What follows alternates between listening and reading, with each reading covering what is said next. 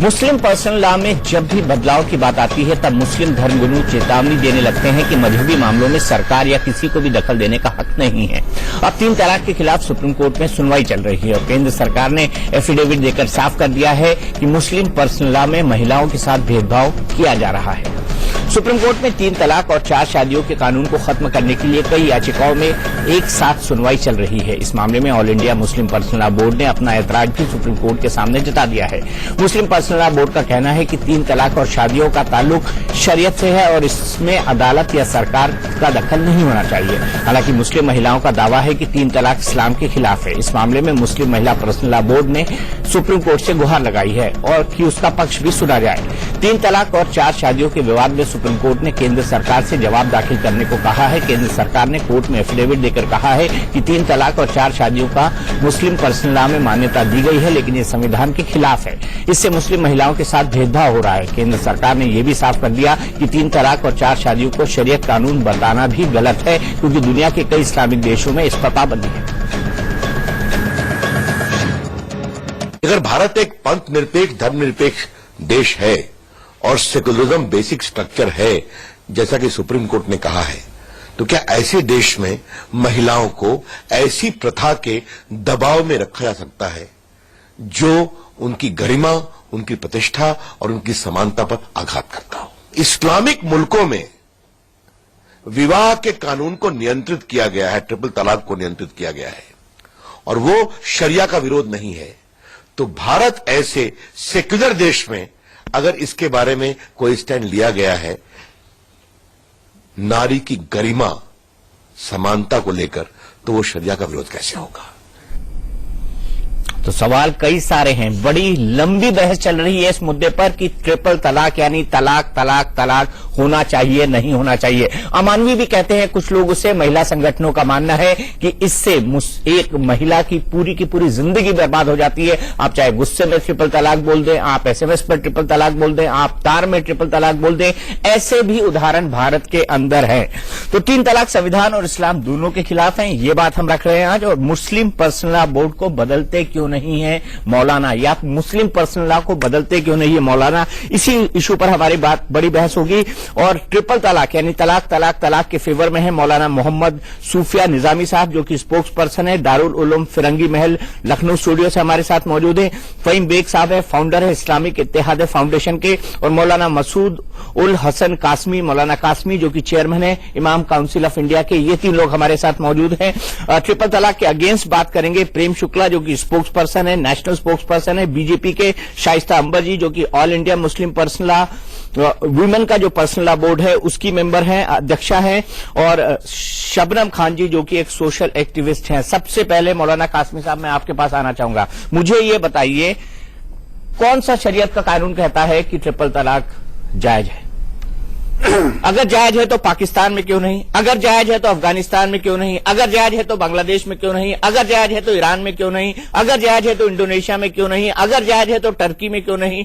Tunisia में क्यों नहीं? ये तमाम इस्लामिक देश है। देखिए, ट्रिपल तलाक आप इस तरह से पेश कर रहे हो जैसे कि इस्लाम में तलाक सिर्फ ट्रिपल तलाक ही होती है। मेरा सबसे बड़ा ऑब्जेक्शन ये है, ये इस्लाम में तलाक का गलत तरीका बताया गया है और इसको खत्म होना चाहिए। लेकिन इसका तरीका ये नहीं है कि हम एनडीए गवर्नमेंट हमें कुरान बताए और जाकर के कहे कि ये गलत है।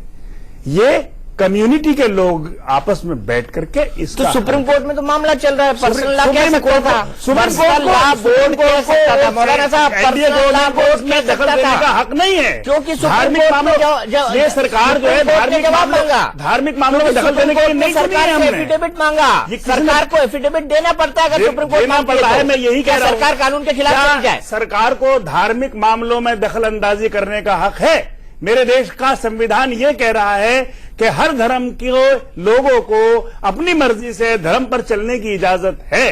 तो ये लोग कौन होते हैं इसमें दखलंदाजी करने की? लेकिन महिलाओं के खिलाफ जो कानून हो उसको बदलने की इजाजत सुप्रीम कोर्ट भी देता है, सरकार भी देता है। आप मुझे जवाब देने दीजिए, मुझे जवाब देने दीजिए। महिलाओं के जो मामला है, वो लोग जो इस्लाम, वो महिलाएं जो प्लांटेड महिलाएं हैं जिनको खड़ा किया गया है, क्या वो लोग मुस्लिम महिलाओं को लाइए ना। आप मुस्लिम महिलाओं क्यों नहीं लाते?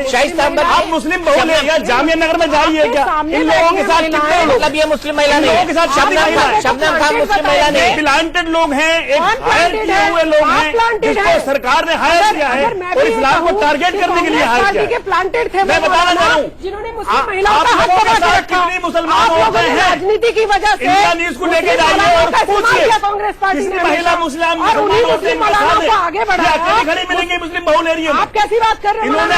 इन्होंने हाईजैक कर लिया इस्लाम को। कैसे हाईजैक कर लिया? इस्लाम को हाईजैक कर लिया। देश अच्छा, की एक अपनी महिला बात रो कहने रही है, दीजिए। देश की एक महिला दीपक जी रो रही है और मैं भी अगर कहना कितनी है चाहूँ, आप लाइए ना, आप रहने दीजिए मुस्लिम ना, महिलाओं का ग्रुप लाइए, आपको थोड़ी दिखाएंगे, क्या वो आपके कोर्ट को साथ दिखाया है, चल नहीं है कोर्ट को दिखाया है, शाइस्ता औरतों को बताता हूँ। शाइस्ता अंबर जी, ये तो इसी मूल को चुनौती दे रहे हैं। चलिए, एक भी मुस्लिम महिला कहती है, एक भी कहती है, मैं तो कह रहा हूँ, एक भी कहेगी तो भी आवाज सुनी जाएगी। और क्यों ना सुनी जाए? उसके लिए शाइस्ता अंबर जी क्या कह दिया? एक्ट है, जो लोग इस्लाम में वो इस्लाम में आस्था नहीं रखते, मैं आपसे कहना चाहूंगी, इसीलिए जब कोई बात आप कब बोल पाएगा? जी शाइस्ता जी। जी, पहली बात तो ये मैं चौरसिया जी कहूंगी कि जो बात जिससे आप पूछे वो बात अपनी जवाब दे खामोशी से।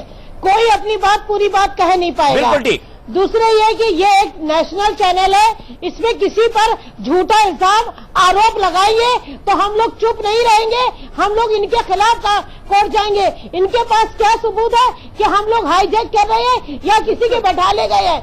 पर्सनल लॉ बोर्ड ने जब 72 में बनाया था, मुजाहिदुल इस्लाम कासमी, मिन्नतुल्लाह रहमानी रहमतुल्लाह अलैह, अली मियां रहमतुल्लाह अलैह, उन्हीं ने औरतों के मसाइल पर निकाह, खुला, तलाक और विरासत पे किया था।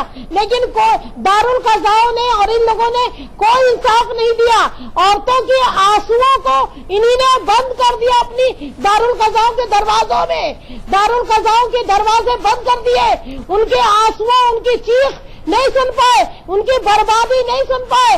अगर दारुल कज़ा एक्टिव होता, मियाँ बीबी को काउंसलिंग कराते, मियाँ बीबी की बातों को सुनते, उनको सुलह कराते, तलाक की नौबत न आती, तो औरतें अदालत का दरवाजा न खटखटाती। औरतें जाए कहाँ? औरतें जाए कहाँ? औरतों का हक है और हम लोग शरीयत पर है और कायम रहेंगे। यह हमारा ईमान है, यह हमारा अकीदा है। और भारत सरकार महिलाओं के लिए हमदर्द है तो पहले आरक्षण करे, पहले अपना आरक्षण करे और मुस्लिम महिलाओं के लिए तलाक की हमदर्दी न रखे, मुस्लिम महिलाओं की तलाक की हमदर्दी न रखे। हम न्यायपालिका में ले लेंगे, वो इस बहाने से कॉमन सिविल कोड को थोपेगी। हम कॉमन सिविल कोड को नहीं लेंगे।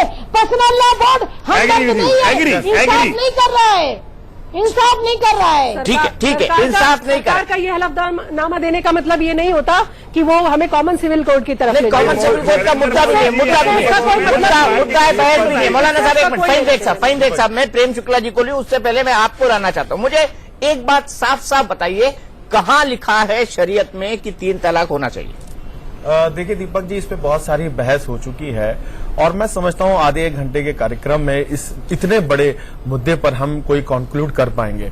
मगर आज जो मुद्दा है, जो मुद्दा बनाया गया है केंद्र के हस्तक्षेप का, तो ये कहीं ना कहीं किसी धर्म के आंतरिक मामलों में हस्तक्षेप है और ये दुस्साहस जो सरकार ने किया है, मैं समझता हूं इस देश के सर्वप्रथम व्यक्ति हमारे माननीय प्रधानमंत्री जी, क्या वो इंसाफ की बात कर रहे हैं कि पूरे देश की महिलाओं को इंसाफ दिलाएंगे? उनकी सरकार कर रही है, क्या वो अपने परिवार की उस महिला को इंसाफ दिला पाए जिन्होंने जिनके बारे में अभी तक कोई घोषणा नहीं की? फहीम बेग साहब, व्यक्तिगत नहीं, दूसरी बात, माफ कीजिएगा, मैं आपको इंक्लूड ही नहीं करूंगा डिबेट के अंदर अगर आप किसी पर व्यक्तिगत इल्जाम तराशी करेंगे। नहीं, बिल्कुल नहीं, फहीम बेग साहब, नहीं फहीम बेग साहब, बिल्कुल फहीम बेग साहब, मैं किसी पर छींटाकाशी करने के लिए नहीं लाया हूँ। प्रेम शुक्ला जी, मैं व्यक्तिगत नहीं जाना चाहता, मुद्दा बड़ा है, मुद्दे पर बात कीजिए। प्रेम शुक्ला जी, नहीं फहीम जी को ऑडियो कम कर दीजिए भैया। मैं मुद्दे पे, प्रेम शुक्ला जी,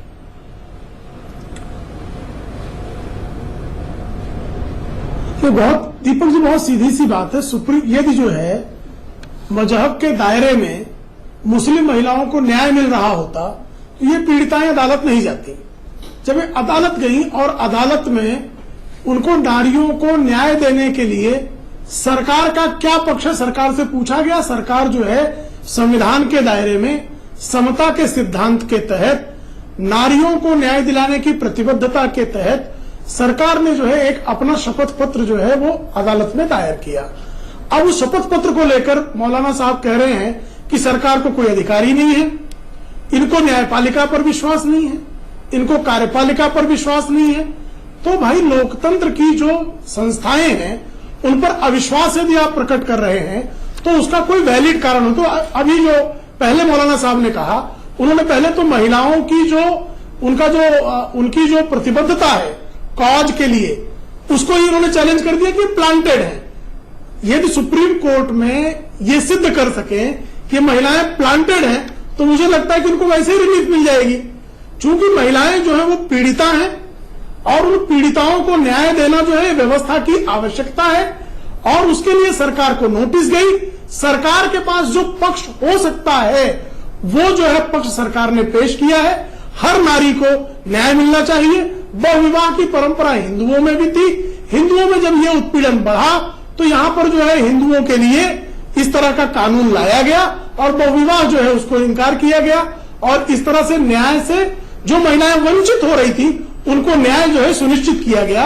उसी तरह से जो है अल्पसंख्यक समुदाय की जो महिलाएं हैं उनको न्याय मिलना चाहिए, ये अदालत को लगता है। इसलिए अदालत ने सरकार से उनका पक्ष मांगा, सरकार ने पक्ष दिया है। और आप स्वयं बता रहे हैं किस तरह से जो है ट्रिपल तलाक जो है वो पाकिस्तान में नामंजूर है, अफगानिस्तान में नामंजूर है, ट्यूनीशिया में नामंजूर है, ईरान में नामंजूर है।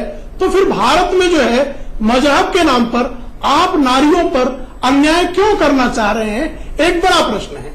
ये बड़ा प्रश्न है। मौलाना साहब, मुझे एक बार मौलाना निजामी के पास भी चलना होगा, वो काफी देर से सुन रहे हैं। मौलाना निजामी, आपको नहीं लगता कि मुस्लिम पर्सनल लॉ महिलाओं के नाम पर ज्यादा सख्त है? आप शरीयत और इस्लाम का हवाला देकर वो काम कर रहे हैं देश के अंदर जो इस्लामिक देशों में पर्सनल लॉ महिलाओं के नाम पर ज्यादा सख्त है। आप शरीयत और इस्लाम का हवाला देकर वो काम कर रहे हैं देश के अंदर जो इस्लामिक देशों में भी नहीं होता, जैसे ट्रिपल तलाक। मैंने एग्जाम्पल दिया आपको, पाकिस्तान से लेकर ईरान तक। ये मिसकोटिंग है। मैं पढ़ के सुना सकता हूँ जनाब, ये देखिए पूरा। देखिए मैं दो बातें यहाँ पर अर्ज करूंगा दीपक जी। पहली पूरा पढ़ा हुआ है। नहीं जी, मैं जवाब दे रहा हूं दीपक जी। देखिए मैं दो बातें यहां पर अर्ज करूंगा। पहली बात तो ये जो आप नेता बीजेपी के बैठे हुए हैं उनसे मैं ये अर्ज करूंगा कि मुझे की बात बहुत हैरत अंगेज मालूम होती है और समझ में नहीं आती है कि भारतीय जनता पार्टी को आज मुसलमानों से तो दरकिरार मुस्लिम औरतों से इतनी मोहब्बत कैसे जाग उठी।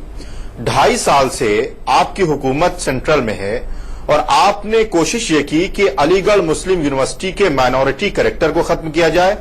जब आप इसमें कामयाब नहीं हुए तो आपने मुसलमानों पर अटैक करने के लिए पर्सनल लॉ पर एक बहुत बड़ा हमला किया। उसके बाद आप वकालत कर रहे हैं मुस्लिम औरतों की, जो बिल्कुल गलत। मेरे ख्याल से विषय पर है, भटके ना। आप मुझे बताओ क्या ट्रिपल तलाक पहली बात हो गई? नहीं, भटकाइए मत। आप मुझे बताइए कि इस्लामिक देशों में ही ट्रिपल तलाक क्यों बैन है, ये मुझे बता दीजिए, इसका जवाब दे दीजिए। अब मैं बात अर्ज कर रहा हूं। अब मैं अर्ज कर रहा हूं दीपक जी, मैं अर्ज कर रहा हूं। देखिए यहां पर तलाक पर बहस हो रही है और जितने भी पैनलिस्ट बैठे हैं मेरी बहुत मुअद्दिबाना गुजारिश है कि आप बहसियत वकील गुफ्तगू करें, किसी से आपका झगड़ा ना हो, तनाजो ना हो तो बहुत मुनासिब होगा। देखिए तलाक का जो लफ्ज है वो इस वक्त पूरे हिंदुस्तान में इसको ऐसे इशू बनाया जा रहा है, लग रहा है सबसे बड़ी बीमारी हिंदुस्तान में ट्रिपल तलाक की है। आप भी दीपक जी, अगर आपके इर्द गिर्द मुस्लिम मुआशरा होगा या शबनम खान साहिबा बैठी हैं या शाइस्ता अंबर साहिबा हैं जो लखनऊ से ताल्लुक रखती हैं, आप उन इलाकों में जाएं और आप सिर्फ परसेंटेज निकाल लें कि कितने पढ़े लिखे घरानों में तलाक हो रही है। मैं समझता हूं कि 0% रेशियो होगा जो पढ़े लिखे घरानों में तलाक का जो निजाम कायम होगा। जो अभी रिपोर्ट्स आई थी, शाइस्ता अंबर साहिबा जानती होंगी, शबनम खान साहिबा जानती होंगी, जो 92% महिलाओं ने जो सर्वे किया था उसका सैंपल ऑफ सर्वे 4000 था, जिसमें यह बात वाजे हो गई थी कि जो तलाक का रेशियो है वो उन घरानों में ज्यादा है जहां पर तालीम की कमी है, जो गैर तालीम याफ्ता है। अब मैं आपको विषय वो है ही नहीं। एक तरफ तो निजामी साहब आप बोल जलेबी मत बनाइए, विषय वो है ही नहीं। विषय ये है कि क्या शरीयत के हिसाब से, क्या इस्लामिक कानून के हिसाब से अगर ट्रिपल तलाक वैध है तो फिर इस्लामिक देशों में बैन क्यों? इसका सीधा जवाब दीजिए, नहीं तो मैं दूसरे पैनलिस्ट के पास जा रहा हूं। हाँ, इस्लामिक देश, मैं जवाब दे रहा हूं, मैं जवाब दे रहा हूं। देखिए, आपने जो मिसाल दी टर्की की, पाकिस्तान की, बांग्लादेश की, इंडोनेशिया की, आपको मैं एक बात बता दूं, यहां उलमाए कराम तशरीफ फरमाए हैं और जो हमारी बहनें मौजूद हैं उनको पता होगा कि इस्लामिक कंट्री उसको कहते हैं जहां इस्लामिक लॉ फॉलो किया जाता है।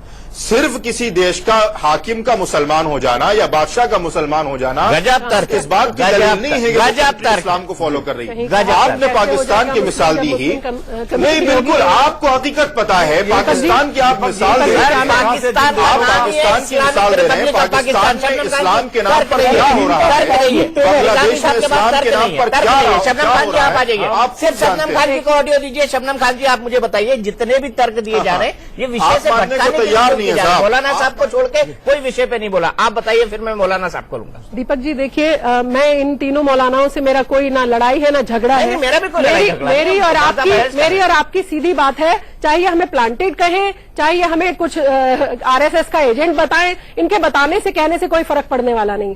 आपने और हमने महिलाओं का वो रुदन, वो तकलीफ, वो परेशानी देखी है जमीनी स्तर पर, जो शायद ये लोग नहीं देख पाए होंगे। और मुझे इनसे बहस भी नहीं चाहिए। आपने नहीं देखी, कोई बात नहीं, हमने देखी है। 20 साल की एक लड़की 3 बच्चे हाथ में लेकर, पति ने कह दिया ट्रिपल तलाक और छोड़ दिया सड़क पर। वो परेशान है कि मैं जाऊं अब कहां। ना माँ बाप रखने को तैयार है दीपक जी, ना वो ससुराल की कहीं पर जा सकती है। अब आप बीच में मत बोलिए। पहले फहीम भाई मुझे बोलने दीजिए 1 मिनट। फहीम भाई 1 सेकेंड।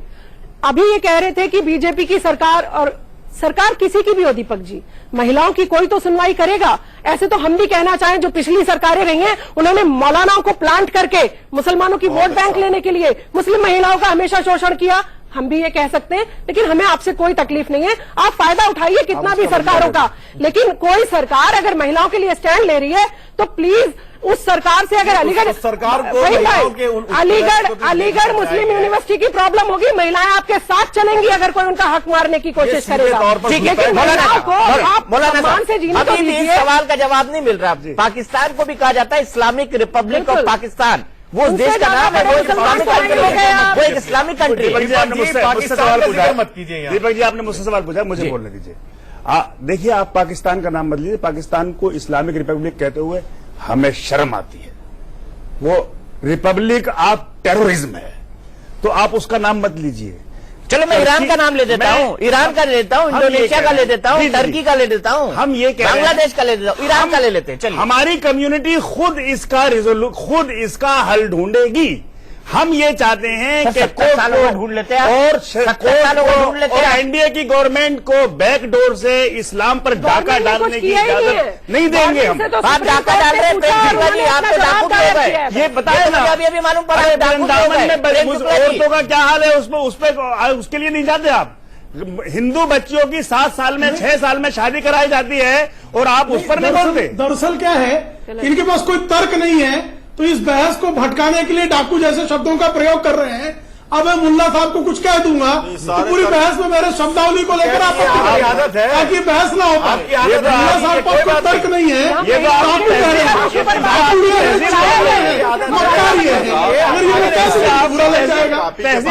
डाकू और काकू के बहस में एक अच्छे विषय को भटकाना नहीं चाहता। मौलाना साहब जरा थोड़ी बताइए, बोलिए जल्दी से खत्म कीजिए। प्रेम शुक्ला जी, मुझे ब्रेक लेना है, मैं व्यक्तिगत नहीं होना चाहता किसी के लिए, हमें होना भी नहीं चाहिए। गली गली में औरतों के साथ बलात्कार हो रहा है, वहां नजर नहीं आती सरकार। उसके लिए भी सरकार के लिए ब्रेक के लिए महिला। आर्टिकल 25 क्या कहता है? आर्टिकल 25 कहता है कि सभी को धार्मिक स्वतंत्रता मिलनी चाहिए, लेकिन गलत और बेजा प्रथाएं नहीं होनी चाहिए, जेंडर इक्वालिटी होनी चाहिए। देखिए, यहाँ पर तो महिलाओं, मुस्लिम महिलाओं के साथ ये भेदभाव क्यों? नहीं, देखिए, अभी मैं फिर कहूंगा जानकारी का अभाव है। जिस प्रकार से सरकार को या उन ऐसे संस्थानों को जो 3 तलाक को लेकर भ्रमित हैं, वो इस चीज की चर्चा करते हैं और इसको उठाने की कोशिश करते हैं। मगर 3 तलाक के बारे में जैसे मैंने पहले कहा कि 1 घंटे में आप तय नहीं कर सकते, और टीवी चैनल्स के माध्यम से तो बिल्कुल भी नहीं। इसके लिए एक पूरा प्रोसीजर है, और हमारे यहाँ अदालतें होती हैं, इस्लाम में शरई अदालत होती है। तो बोल रहा है सर, नहीं, सुप्रीम कोर्ट होती है, देश की सबसे ऊंची अदालत बोल रही है, आप तो उसको भी मानना नहीं चाह रहे। आप कह रहे हैं कि हमारे पहले बहुत ज्यादा प्रीजुडिस हो जाएगा, मतलब बहुत पहले हो जाएगा। हम बहुत पहले बात कर रहे हैं, अभी तो कोर्ट का फैसला आना बाकी है, अभी बिल्कुल, लोग गए, बिल्कुल, तो उसमें ज्यादा जल्दबाजी नहीं होनी चाहिए। आप उसकी प्रोसेस पर ही सवाल उठा रहे हैं, सरकार ने हलफनामा क्यों डाल दिया? हमारी शरई अदालत हर गली मोहल्ले में, हर गांव में, हर कस्बे में, हर शहर में होती है, और वहां पर तलाक बिल्कुल, लोग गए, बिल्कुल, तो उसमें ज्यादा जल्दबाजी नहीं होनी चाहिए। आप उसकी प्रोसेस पर ही सवाल उठा रहे हैं, सरकार ने हलफनामा क्यों डाल दिया? हमारी शरई अदालत हर गली मोहल्ले में, हर गांव में, हर कस्बे में, हर शहर में होती है, और वहां पर तलाक और खुला जैसे मामला के ऊपर बात कही जाती है, की जाती है। शाइस्ता अंबर जी, नहीं, इसका सबसे बढ़िया जवाब शाइस्ता अंबर जी देंगे। जानकारी का अभाव है, जिसकी वजह से जानकारी का अभाव है, बवंडर हो रहा है। जो शरिया अदालतें हैं वो हर गली कोने, गांव देहात सब में उपलब्ध है। पहले तमाम अपनी बात करें जी, आप बताइए शाइस्ता जी। हमारे भाई हजरात इतनी बड़ा दावा कर रहे हैं, मैं सिर्फ इतना, मैं इस दावे को मैं बिल्कुल सच साबित कर दूंगी।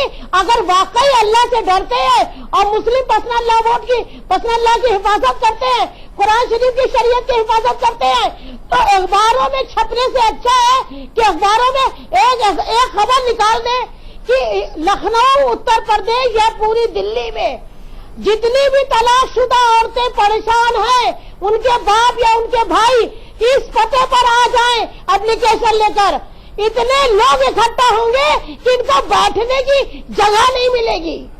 ये कहते हैं कि 0 पॉइंट प्रॉब्लम है, अखबार में छाप तो दे कि आ जाओ हमारे ऑफिस में सारी तलाकशुदा औरतें, वो बाप और भाई, तब इनको एहसास होगा कि प्रॉब्लम कहाँ है। समस्या सब जगह है, समस्या सब जगह है, कानून का इस्तेमाल उसका गलत इस्तेमाल सब जगह होता है। हकीकत नहीं है कानून का इस्तेमाल।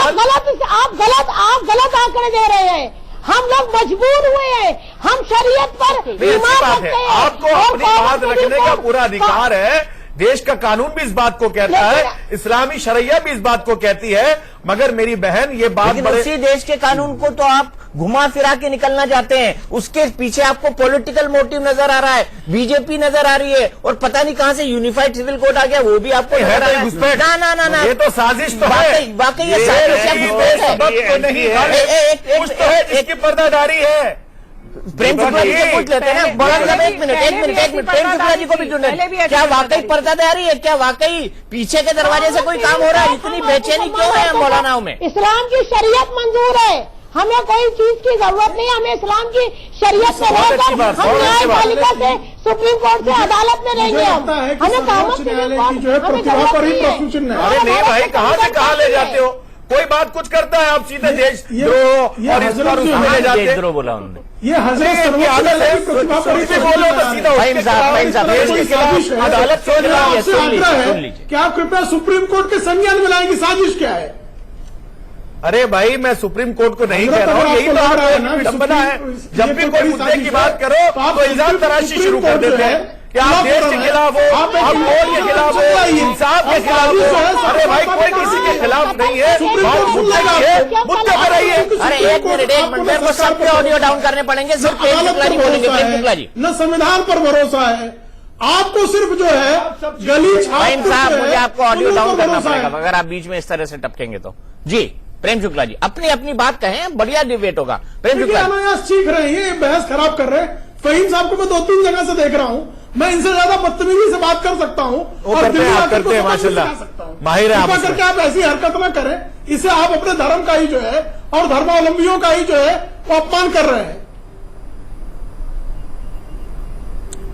जी प्रेम शुक्ला जी, पॉइंट कंक्लूड करिए आप अपना। अल्लाह बोर्ड ये कहे कि अगर कत्ल कर देने से तलाक दे दे, ऐसी जहनियत क्यों है? एक मिनट, आपने अपनी बात पूरी की, प्रेम शुक्ला जी को करने दीजिए, उसके बाद मैं आपके पास आता हूँ। प्रेम शुक्ला जी, किसी को साजिश की बू आ रही है, तो जिसको साजिश की बू आ रही है, सर्वोच्च न्यायालय उसके लिए भी खुला है, वो उसमें इंटरवेंशन पिटीशन लेकर जाए और ये बताएं कि क्या साजिश है और न्याय कैसे सुनिश्चित किया जा सकता है। नारी समाज को, जो अल्पसंख्यक समुदाय की नारियां हैं, जिनको जो है अनावश्यक पीड़ित होना पड़ रहा है, उनको न्याय सुनिश्चित कैसे किया जा सकता है, एक उनके पास ब्लूप्रिंट लेकर जाएं। इनकी बात क्या सर्वोच्च न्यायालय काम चल रहा है, वो काम चल रहा है उस पर दीपक जी, अगर हमारे मौलाना हजरात नहीं चाहते, अगर आप सब लोग नहीं चाहते कि केंद्र सरकार उसके बीच में हस्तक्षेप करे, तो आपने अभी तक सुप्रीम कोर्ट गए हुए भी काफी टाइम हो गया, आपने अभी तक कोई महिलाओं के साथ एक मीटिंग रखी? आपने क्या मुस्लिम महिलाओं को बुलाकर एक बार भी पूछा कि देखिए आप और हम वहां क्यों लड़े, आइए हम सब लोग एक टेबल पर बैठते हैं? आपने क्या हाथ बढ़ाने की कोशिश की? या मुस्लिम पर्सनल लॉ बोर्ड ने कभी ये बोला कि हम रिफॉर्म करने वाले हैं, हम रिफॉर्म करने वाले हैं? आज तक कभी नहीं बोला। आप लोगों ने मौलाना साहब सॉफ्ट कॉर्नर भी नहीं दिखाया महिलाओं के प्रति। देखिए, महिलाएं हमारी बहन है, हमारी माँ भी है, हमारे बाप, हमारी बहन है, हमारी माँ है, हमारी बेटियां भी हैं। हम महिलाओं के दुश्मन नहीं है, बल्कि हम उन्हीं की वजह से हमारा वजूद है, आज हमारा एक्सिस्टेंस उन्हीं की। लेकिन उन्हीं को आप ट्रिपल तलाक कह के धुतकार देते हैं, उन्हीं को आप ट्रिपल तलाक कह के धुतकार देते हैं। एक मिसयूज है और एक ये गलत है, ये जुल्म है। लेकिन मैं ये कह रहा हूं, इसका तरीका ये नहीं है कि आप एनडीए सरकार के साथ मिल करके और पूरे जो सीरियस इश्यू है उससे देश की तवज्जो हटा करके कोर्ट में जाए। मुझे सिर्फ इसका पता नहीं है कि हम लोग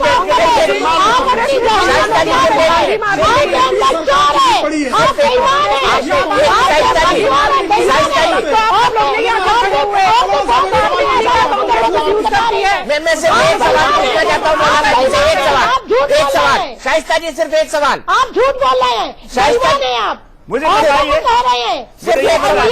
अच्छा, आपने माना कि ये जुल्म है, ये गलत है, ये गलत है, ये गलत है, ये जुल्म है जी।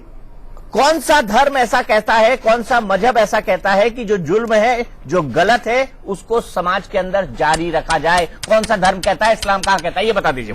कौन सा धर्म कहता है मैं ये जो जुल्म है, गलत है, उसको जारी रखा जाए? सुनिए, कौन सा मजहब कहता है? मैं कहाँ कह रहा हूँ, इसको खत्म होना चाहिए और इसके खिलाफ मुसलमानों में आपस में जागरूकता पैदा करनी चाहिए कि कोई भी ट्रिपल तलाक न दे, पनिशमेंट का प्रावधान भी होना चाहिए। भैया वही तो सुप्रीम कोर्ट वही तो करना चाह रहा है। कोर्ट नहीं, भरोसा किया, कोर्ट और सरकारें 70 साल में आप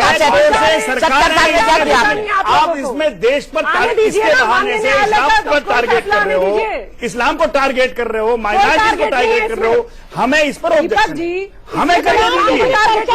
मीडिया वालों पर सरकार ने कहा था कि आपको रेगुलेट करने के लिए, तो इलेक्ट्रॉनिक मीडिया ने क्यों नहीं किया? इलेक्ट्रॉनिक मीडिया ने क्यों नहीं? आपका जवाब इसलिए नहीं होता, आपका जवाब इसलिए नहीं होता, आपका जवाब इसलिए नहीं होता।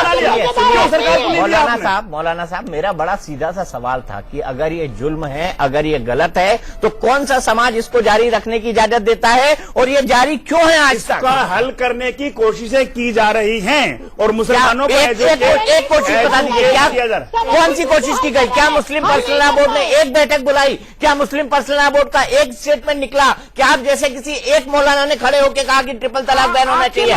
कब कहा?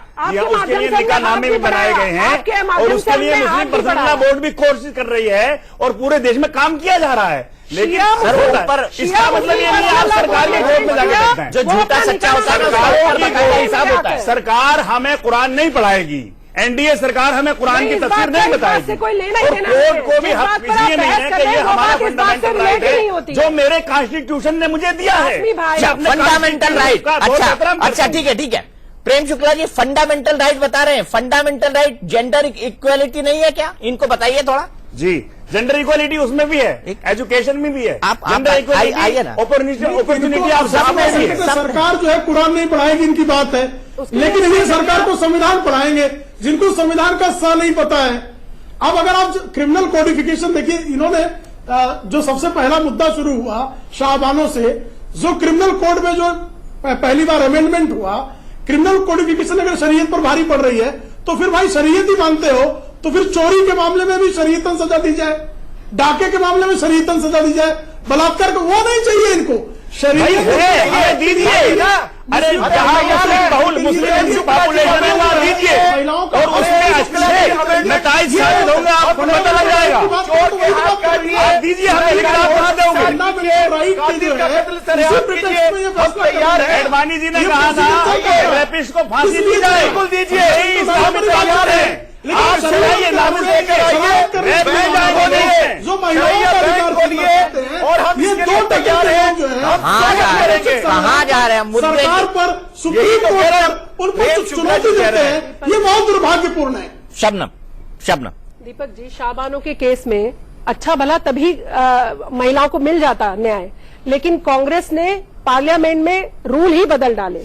तो क्या मैं इनसे जानना चाहती हूं कि आप उनके हक में बात कर रहे हैं? अरे जब सरकार से कोर्ट ने पूछा, आप इसको बीजेपी से रिलेट मत करिए ना। तो इसका मतलब सरकारें ये घोटाले करती रहती हैं, आप यही तो कहना चाह रही हैं। घोटाले करती है तो आप घोटाला किया, अब ये घोटाला कर रहे हैं। इसने तो कुछ कहा ही नहीं है अभी। अपने फायदे के लिए लड़ने हम गए हैं, कर लड़ने मुस्लिम महिलाएं गई हैं। बेसबब तो नहीं, लड़ने तो मुस्लिम महिलाएं गई हैं। आप सरकार के पीछे क्यों खड़े हैं? आपकी बात सही है। अगर कोई सरकार स्टैंड ले रही है महिलाओं के पीछे, अगर कोई सरकार महिलाओं के साथ नहीं होगी तो वो बहन वहाँ बता रहे थे आप मेरी बहन का ऐसे शोषण करवाएंगे। अगर कोई सरकार सब एक दूसरे पे बोल रहे हैं, सब एक दूसरे पे बोल रहे हैं, सब एक दूसरे पे बोल रहे हैं। विषय गर्म है, मैं जानता हूं विषय गर्म है, मैं जानता हूं कि ज्यादा तर्क भी नहीं है ट्रिपल तलाक के पक्ष में, फिर भी मौलाना साहब डटे हुए हैं। ब्रेक के बाद मैं वापस लौटूंगा तो इनसे मेरा बड़ा सीधा और पॉइंटेड सवाल होगा, 70 साल इन लोगों ने इस कानून को सुधारने के लिए क्या किया? ब्रेक के बाद तो मैं बड़ा बेसिक सवाल पूछता हूं। इस्लाम के अंदर जो है बहु विवाह भी चलता है, 3 तलाक वाली बात भी होती है, 4 शादियों की बात भी होती है। कई सारे इस्लामिक देश ऐसे हैं जिन्होंने बहु विवाह पर रोक लगा रखी है या बहुत ज्यादा कंडीशनल है, लेकिन भारत में मसला पूरी तरह से खुला हुआ है शरीयत के नाम पे। अगर पुरुषों को 4 विवाह करने की इजाजत है तो महिलाओं को क्यों नहीं? मुझे इसका जवाब देखिए, इस्लाम एक कानून है। पहली बात तो यह है कि प्रैक्टिकली मुसलमानों में बहु विवाह नहीं है। मुलायम सिंह यादव, रजत शर्मा, राज बब्बर, धर्मेंद्र, आपके दिग्विजय सिंह, आपके रामविलास पासवान, ये हिंदुओं में हैं जो डबल शादियां किए हुए हैं। और आपको मैं बताता हूँ, व्यक्तिगत ना हो, व्यक्तिगत मैं बताऊँ, व्यक्तिगत उसको छोड़ो। देखिए, किसी के लिए व्यक्तिगत सेंसस में ये बताया गया कि मुस्लिम के अलग जिन्होंने भी ये शादी की है कानूनन तरीके से की है। सर, इतना गरीब है वो एक भी। प्रेम शुक्ला जी बिल्कुल सही बात बोल रहे हैं। आप प्लीज किसी के लिए व्यक्तिगत ना हो और कम से कम उस आदमी के लिए ना हो जो अपने आप को डिफेंड ना ये मौलाना साहब रोक रहा हूँ, ये गलत, उस बात को रोक रहा हूँ, गलत है। मैं 4 शादियों की बात जिसने भी मैं 4 शादियों की बात शून्यता की हद है ये। इस्लाम में 4 शादी करना फर्ज नहीं है, लेकिन ऐसी सूरत हाल आ जाती है कि मर्द जो है फौज में, देखिए फौज में अभी हमारे यहाँ उरी में इतने हमारे फौजी शहीद हुए, उसमें एक भी महिला नहीं, महिला कोई है ही नहीं। तो जब मर्द ज्यादा मर जाए औरतों का क्या होगा? क्या बुरे काम होंगे? अल्लाह माफ करे। तो उसकी वजह यह है कि शादी करके उसको अपने घर में खाना रखिए, उसको अपनी प्रॉपर्टी में लाइए। अलग बात है। आज ऐसे लोग आज ऐसे आपने तर्क में कोई दम नहीं है, आपने तर्क में कोई दम नहीं है।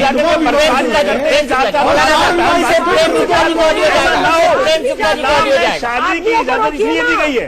प्रेम शुक्ला जी को ऑडियो जाएगा। मैं आपसे आदमियों की बात, आदमियों की बात, मैं यही तो अर्ज कर रहा हूँ। अगर सूरत हाल ऐसी पेश आ जाए कि मर्द ज्यादा हो, मर्द कम हो जाए, औरतें ज्यादा हो, तो क्या होगा? तो डबल शादी करने की उसमें इस वजह से गुंजाइश। बाइगमी समझते हैं? बाइगमी जी, उसके बारे में ऐसी स्थिति है नहीं ना। तो आप प्रैक्टिकली तो महिलाओं की संख्या पुरुषों से प्रेम शुक्ला जी मौलाना साहब की इस उत्तर का आप ही जवाब दे सकते हैं। फिर भी एक पुरुष 4 विवाह कर रहा है। आप विधवा विवाह को कृपा 2011 का विधवा विवाह उठा लीजिए, एक तरह सेंसस आप डिस्टोर्ट कर रहे हो। उसमें देख लीजिए कि हिंदुओं की ज्यादा शादी है, डबल पॉलीगैमस हिंदू ज्यादा है, सारी चीजें बताते हैं, सब छिपा रहे हैं। 2011 लेकिन आप बताओ की सरकार आई है, इसमें ये नहीं है कि मुसलमानों की ज्यादा है, हिंदुओं की ज्यादा कोलैप्स हो रहा है। इलाज की आवश्यकता है। बताते एक मिनट मौलाना साहब, अब शबनम को जवाब दे लीजिए। मुझे अंत में एक राइडर भी लगाना है। शबनम, दीपक जी क्या अगर मैं मौलाना साहब की बात कोई बड़ा कर दूं कि 2011 का सर्वे ये कहता है कि हिंदू भाइयों ने ज्यादा ये सब गलत काम किए, ठीक है, तो क्या आप उन्हें फॉलो करेंगे? या जो हमारे अंदर खामी नहीं, गैर मुस्लिमों में ज्यादा है, आप यहाँ पर इस तरीके की बात करिए ही मत। आज हमारी खामी चुनी जा रही है, कल उनकी भी ढूंढी जाएगी। आपकी जो खामी आप उसे कैसे दूर, कानून को खत्म कर, कोई नहीं खत्म कर रहा है। चलिए, मैं अंत में कानून के तहत सिर्फ इतना ही कहूंगा कि मौलाना साहब ने कुछ बेहद सम्मानित लोगों के नाम लिए, हम और चैनल उनका सम्मान करते हैं। ये मौलाना जी के व्यक्तिगत विचार थे, न हम किसी को हर्ट करना चाहते थे, और अगर कोई हर्ट होता है तो हमें उसका खेद है। हम किसी भी व्यक्तिगत एग्जाम्पल को इस बहस में शामिल न करना चाहते थे, न करना चाहते हैं और न ही करेंगे। टुनाइट विद दीपक चौरसिया में आज के लिए इतना ही, लेकिन इंडिया न्यूज पर खबरों का सिलसिला लगातार जारी है।